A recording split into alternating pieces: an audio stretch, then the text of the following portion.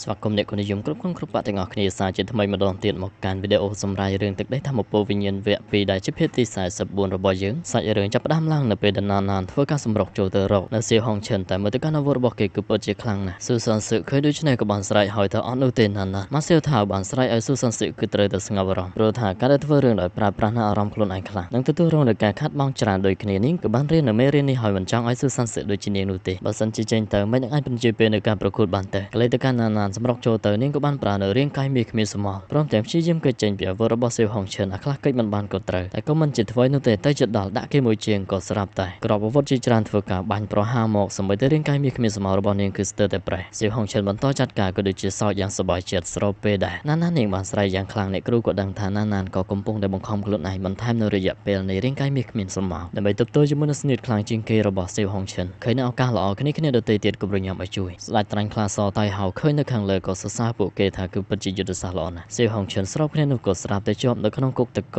របស់លៀងលួឈិនទៅហើយម្នាក់ឃើញដូច្នេះគឺបន្ទុកយូរប្រញាប់បញ្ចេញនូវយុទ្ធសាស្ត្ររៀងខ្លួនចាត់ការនាគផងក្របកំភ្លើរបស់ឆាយថៅផងអ្វីដែលមិនធម្មតាគឺជាក្រញាំខ្លាសរបស់តាយ៉ាវហឹងដឹងខ្លួនថាកិច្ចមិនរួចសៀវហងឈិនក៏ស្រាប់តែប្រែទៅជាទឹកមាសយ៉ាវហឹងឃើញចឹងក៏ភ្ញាក់ផ្អើលណាស់ដែររីឯសៀវហងឈិនគេក៏បានបង្កើតនូវរូបរាងសាជាថ្មីអ្នកគ្រូចៅបានសរសើរថាសមត្ថភាពគ្រប់គ្រងលោហៈរបស់សៀវហងឈិនគឺពិតជាគួរឲ្យខ្លាចយូហៅក៏បានគិតអំពីសមត្ថភាពរបស់គេដូចគ្នាដែរសែវភ្លាមក៏បានមើលទៅកាន់ម៉ាសៀវថៅដែលម្នាក់ឯងទប់ទល់ជាមួយនឹងមនុស្ស5នាក់ក្រុមរបស់ពួកគេមានទាំង Soul Master មកពីសាខាអាហារបានរួមគ្នាចាត់ការក៏ដូចជាបញ្ចេញនៅក្នុងកំភ្លើងជាច្រើនកាលបើឃើញដូច្នេះហើយម៉ាសៀវថៅក៏ចាប់ផ្ដើមប្រើប្រាស់នៅភ្លើងមីយូរ៉ាក៏ដូចជាគ្រាប់ព្រួយមីយូរ៉ាពពកធ្វើការបាញ់ប្រហារទៅពួកគេក៏ចាប់ផ្ដើមប្រើប្រាស់នៅអាវុធបាញ់ត្រឡប់មកវិញតែក៏មាននៅម្នាក់ធ្លាក់ចុះទឹកម៉ងហងឈិនក៏ហក់ចូលមកកាប់ចុះកាប់ឡើងតចុះឡើងម៉ាសៀវថៅក៏នៅតែកិច្ចផុតតែភ្លាមក៏ត្រូវតែប្រញាប់រងនៅអាវុធរបស់ពួកគេវាគឺពិតជាច្រើនពីពេញណាស់ដំណាក់កាលកាន់តែគ្រោះថ្នាក់មើលទៅកាន់ម៉ាសៀវថៅនាងគឺកាន់តែកាចស្រ័យប្រើប្រាស់នៅកំហឹងមីយូរ៉ាឲ្យជួយបិទបាំងនេះគ្រប់គ្នាក៏បើឃើញដូច្នេះគឺពិតជាភ្ញាក់ផ្អើលខ្លាំងណាស់ម៉ាសៀវថៅហោះឡើងទៅខាងលើហើយប្រាប់ទៅកាន់ពួកគេថាគឺពិតជាលើសពីការស្មានរបស់ពួកលោកមែនទេព្រមទាំងប្រើប្រាស់នៅស្និត3ក្នុងពេលតែមួយដែលអ្នកក្លាហានគ្រប់គ្នាតែងតែដឹងថាវាគឺជាស្រីអ៊ីនវ៉ាស្រ័យយ៉ាងខ្លាំងប្រើប្រាស់នៅធម្មពល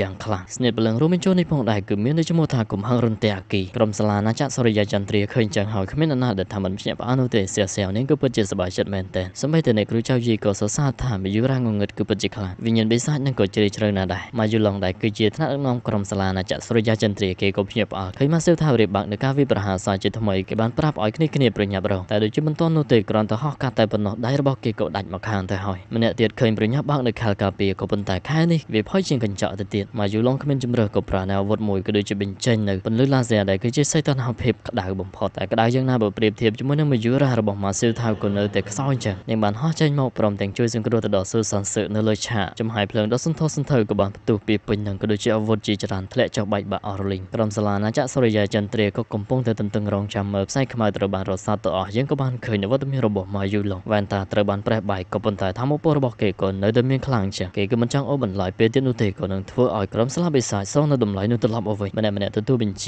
ាស្របគ្នានោះក៏ស្រាប់តែបាយបានប្រកាសថាពួកយើងសុំចោះចាញ់លេងចឹងហើយ3នាក់នឹងសង្ហាចិត្តខ្លាំងមែនតែតែយ៉ាហឹងក៏នៅតែប្រាប់ថាពួកយើងគឺមិនទាន់ចាញ់នៅឡើយនោះទេក៏នៅតែអាចបន្តធ្វើការវាយប្រហារបានបាយឲ្យសិស្សច្បងស្ងប់អារម្មណ៍ទៅវាគឺជាយុទ្ធសាស្ត្រដែលអ្នកគ្រូចៅបានរៀបចំទុកយ៉ាហឹងគ្មានជំរឿក៏មានតែធ្វើតាមក៏ដូចជាសម្លឹងទៅកាន់តែហៅដែលគឺជាឪពុកប្រតិចាបានប្រកាសថាការប្រកួតជុំទី1នៃសាលាណាចក្រសូរិយាចន្ទ្រាគឺជាអ្នកឈ្នះម្នាក់លើដូច្នេះហើយគឺពិតជាសង្ហាចិត្តខ្លាំងមែនទេអ្នកគ្រូចៅយីនិយាយថាពួកគេគឺមានអាវុធភ្លើងណែនាំជាជំនួយសមត្ថភាពប្រយុទ្ធជាក្រុមនឹងគឺពិតជាខ្លាំងណាស់បើសិនជាប្រយុទ្ធបែបនេះអត្រាយកឈ្នះគឺមិនដល់30%ផងហើយដូច្នេះហើយពួកយើងគឺមិនចង់យកឈ្នះនៅក្នុងការប្រកួតជាក្រុមនោះឡើយគោលដៅដ៏សំខាន់របស់ពួកគេទី1គឺចង់សន្សំនៅកម្លាំងមួយផ្នែកព្រមទាំងសាកល្បងនៅសមត្ថភាពរបស់ដៃគូបដិបត្តិជាពិសេសគឺតាក់ទាញម៉ាយូឡុងព្រមទាំងបងប្អូនរបស់សៀវហុងឈិនឲ្យពួកគេធ្វើនៅសកម្មភាពដើម្បីអាចស្វែងយល់ពីសមត្ថភាពរបស់ពួកគេបានខ្លះលេខទៅកាន់ទស្សនិកជនទាំងឡាយដោយសារតែក្រុមស្លាបបិសាចសុំចោះចាញ់បែបនេះពួកគេមិនពេញចិត្តនោះឡើយខ្លះគប់នៅសម្រាមខ្លះទៀតគប់នៅអ្វីក្នុងពេលនោះស្ដេចត្រាញ់ខ្លាសោតៃហៅក៏បានស្រែកបញ្ឈប់ក៏ដូចជាប្រាប់ថាក្រុមទាំងពីរគឺបានព្យាយាមអស់ពីសមត្ថភាពរៀងខ្លួនចាញ់ឬឈ្នះវាគឺជាបញ្ហាធម្មតានោះទេអ្នកណាដែលហ៊ានប្រមាថពួកគេគឺនឹងត្រូវដាក់ពិន័យយ៉ាងធ្ងន់ធ្ងរមនុស្សម្នាឃើញនៅតែហ៊ានដល់ច្រើនមែននេះក៏លែងហ៊ានព្នាងជាបានសម្លឹងទៅកាន់បងប្រុសក៏ប៉ុន្តែអត្តន័យបានគវីក្បាលជាសញ្ញាថាគុំខាត់គេអីយូហៅដល់នៅខាងក្រោមក៏នៅតែគិតទៅដល់ម្ដាយរបស់គាត់ថានេះគឺជាមនុស្សដែលម៉ែស្រឡាញ់គេគឺពិតជាមានអំណាចខ្លាំងណាស់ដូចជាប្រាប់ថាគុំបារម្ភអីគាត់គឺនឹងប្រញាប់ខ្លាំងឡើងដូចជាឲ្យគេសារភាពនៅទោសកំហុសថ្ងៃណាមួយដល់ឡែកបើយើងក៏លេទៅកាន់ស៊ូសានសឹករបស់យើងនៅពេលដែលគេសែងនោះក៏ស្រាប់តែដឹងខ្លួនឡើងវិញស្រែកហើយនៅឈ្មោះណានផ្លែតែម្ដងគេកំពុងតែសែងនឹងលែងខ្វល់ហើយលោតចុះអ្នកគ្រូចៅយីប្រាប់ថាកុំបារម្ភអីបើទោះបីជាមានរបួសក៏មិនបានគំរាមកំហែងទៅដល់អាយុជីវិតនោះឡើយហើយក៏នឹងឲ្យស៊ូសានសឹកទៅចូលរួមប្រកួតមួយទៅនឹងមួយសានសឹកលើនេះកាចមែនទែនថាយល់ព្រ មចាំតែមកទៅប្រតិជាចាប់ផ្ដើមប្រកាសនៅការប្រកួតមួយទៅនឹងមួយចាប់ផ្ដើមស៊ូសានសឹកគឺត្រូវប្រកួតគ្នាជាមួយនឹងលីយៀនការប្រកួតចាប់ផ្ដើមក៏បានលឿនចាំងភ្លាមសានសឹកក៏បានសម្រុកចូលផ្លែតរីឯលីយៀនគេក៏បានត្រៀមអាវុធដើម្បីទប់ទល់យ៉ាហឹងក៏ដឹងថាអាវុធមួយនេះវាគឺពិតជាខ្លាំងតែខ្លាំងអីខ្លាំងទៅសានសឹកមិនខ្វល់នៅតែលោតចូលលីយៀនគេបានបាញ់ចេញនៅក្របជាច្រើនទៅរារាំងសានសឹកគេចុះគេឡើងក៏មាននៅក្របខ្លះវាគឺជាសំណាញ់ទៀតផងតែមិនថាយ៉ាងណាសានសឹកនៅតែសម្រុកចូលគេបាញ់មកខែលទាំងប៉ុន្មានរបស់សានសឹកក៏ត្រូវបានប្រេះបែកដំណាក់កាលនេះគឺមានតែបញ្ចេញនៅអណ្ដាតរបស់គាត់មកគ្រូបង្វឹកនៃសាលាអាណាចក្រសុរិយាចន្ទ្រាឃើញស៊ូសានសឹកចង់ប្រយុទ្ធគៀកបែបនេះគាត់បានសង្ឃឹមញញឹមទុកហើយថាគ្មានផ្លូវដែលអាចយកឈ្នះនៅកូនក្រុមរបស់គាត់បានឡើយតែបើទោះបីជាក្របជាច្រើនធ្វើការបាញ់ប្រហារមកយ៉ាងសន្ធោសន្ធៅក៏ស៊ូសានសឹកនៅតែបន្តដើរចូលមកជាហេតុធ្វើគ្រប់គ្នាចាប់ផ្ដើមភ្ញាក់ផ្អើលហើយអណ្ដាតធំមួយនេះសម្បីតែពេញជីវក៏ត្រូវតែយំហោមាត់មើលដែរឆៃថៅស្របគ្នាក៏ដឹងថាលីយៀនក៏កំពុងតែចង់បញ្ចេញនៅធម្មពលអណ្ដាតភ្លើងបន្ទាប់ពីធ្វើការបាញ់ភ្លើងចេញទៅនិយាយទៀតថាគេគឺរងចាំឲ្យស៊ូសានសឹកចូលមកគៀកលើកនេះឯងមិនស្លាប់ក៏ពិការដែរបន្ថែមនៅធម្មពលបន្ថែមបាញ់យ៉ាងសប្បាយចិត្តស៊ូសានសឹកត្រូវបានភ្លើងដុតកំឡោចបែបនេះគាត់គឺពិតជាវេទនាខ្លាំងណា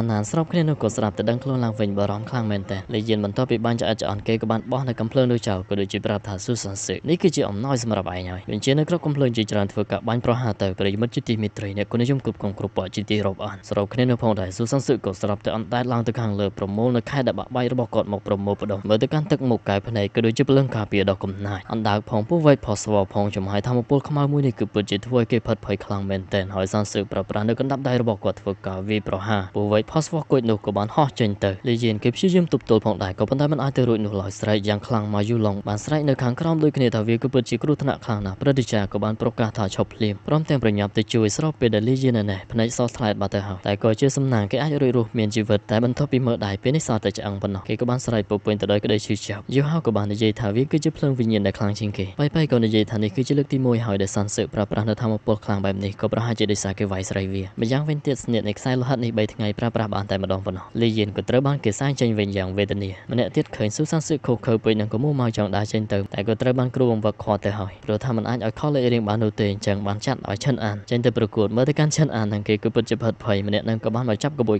កថាមានអ្វីគួរខ្លាចទៅមិនថាចាញ់ឬឈ្នះនោះទេយើងគឺនឹងបដៅគេចេញម្ដងឈិនអានពេលនេះក៏បានមកឈរចំពោះមុខស៊ូសានសឹកទៅហើយគណៈកម្មការក៏បានចុះមកប្រកាសនៅការប្រកួតរវាងអ្នកទាំងពីរចាប់ផ្ដើមពេលនេះឈិនអានប្រញាប់ប្រើប្រាស់នៅព្រលឹងណែនាំរបស់គេអមទៅដោយលបឿនដ៏លឿនប្រតិសិនជុំវិញចុះឡើងតែយ៉ាវហឹងដែលនៅខាងលើក៏បារម្ភដែរក៏ព្រោះថាគេមិនបានចូលរួមនៅក្នុងការប្រកួតជាក្រុមព្រោះតែគេពូកែវាយទៅនឹងមួយជាពិសេសគឺជាលបឿនរបស់គេខ្លាចថាស៊ូសានសឹកគេច្បាស់ជាមិនអាចទប់ទល់ជាប់នោះឡើយស៊ូសានសឹកពេលនេះក៏និយាយឲ្យបើសិនជាឯងមិនព្រមវាយនោះទេយើងវាយមុនក៏ដូចជាប្រើប្រាស់នៅស្នៀតមួយនេះផ្ទាត់មួយផាច់ភ្លាមក៏ស្រាប់តែគេត្រូវបាន teleport មកចំពោះមុខតែម្ដងងើយឆ្ងល់មែនតើថាតាសានសឹកធ្វើវាដោយរបៀបណាបែក៏ដឹងថាស្នេហ៍របស់ស៊ូសានសឹកមិនត្រឹមតែអាចធ្វើការផ្លាស់ទីជាមួយនឹងអ្នកណាម្នាក់នោះទេថែមទាំងអាចកំណត់ឲ្យគេធ្លាក់នៅកន្លែងណាមួយក៏បានតែភ្លាមឆានអានក៏និយាយថាស៊ូសានសឹកចាញ់បោកគេហើយបញ្ចេញនៅកម្រិតកាប់ចោលកាប់ឡើងសានសឹកក៏នៅតែអាចគេចផុតរួចផ្លុំសក់ប៉ុន្មានសរសៃដែលត្រូវបានដាច់នោះរួចបញ្ចេញនៅធម្មពលជាហេតុធ្វើឲ្យចំហាយអណ្ដាតភ្លើងវិញ្ញាណខ្មៅចេញមកទៀតឆានអានមិននឹកស្មាននោះទេព្រមទាំងនិយាយទៀតថាគ្មានផ្លូវដែលអាចប្រើវាបានម្ដងទៀតនោះឡើយសានសឹកនៅតែឌឺដងថាតើឯងហ៊ានភ្នាល់ឬអត់ពួកយើងគឺជាក្រុមបិសាចណាសម្បីតែវងតង់ក៏មិនយល់ព្រោះថា3ថ្ងៃសានសឹកប្រើបានម្ដងតែប៉ុណ្ណោះយូហៅបានប្រាប់ថាសានសឹកគឺគ្រាន់តែរៀបចំនៅការប្រកួតយោងទៅតាមការប្រកួតលើកមុនតែប៉ុណ្ណោះធ្វើបែបនេះគឺគ្រាន់តែចង់បំបាក់នៅផ្លូវចិត្តរបស់ឆានអាសានសឹកពេលនេះក៏ស្រែកហើយថាបើសិនជាឯងមិនចង់ប្រកួតចេញទៅវិញទៅដាក់មួយខែខ្ទៀតចុះក្រុមសាលាបិសាចគឺពិតជាសប្បាយចិត្តមែនតើ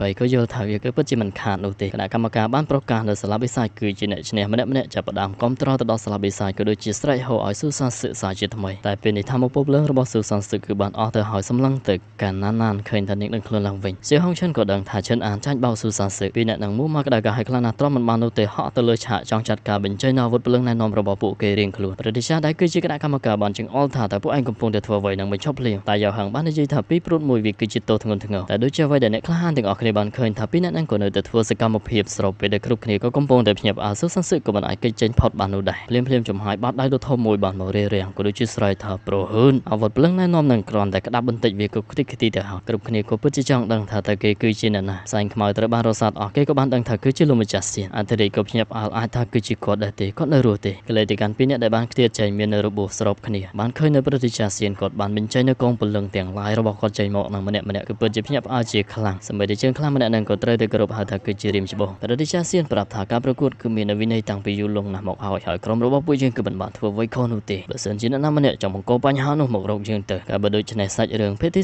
44ក៏ត្រូវបានស្លេះតែត្រឹមនឹងឯងជាចុងក្រោយអរគុណទៅកាន់អ្នកគុណនិយមគ្រប់ដែលតែងតែគាំទ្រអធិស្ឋានចំពោះកំហុសខុសឆ្គងមានក៏នឹងត្រឡប់មកជួបសារជាថ្មីម្ដងទៀតនៅក្នុងវីដេអូសម្រាប់រឿងជាបន្តគណៈពេលនេះផងដែរ admin បាយបាយ